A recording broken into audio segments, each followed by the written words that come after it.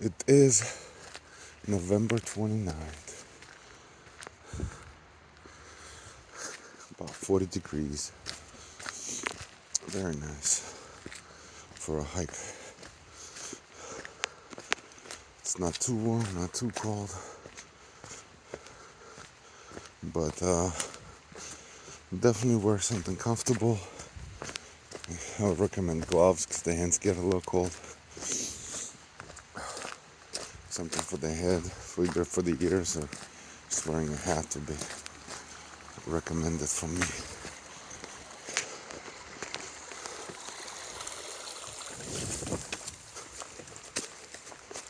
Right.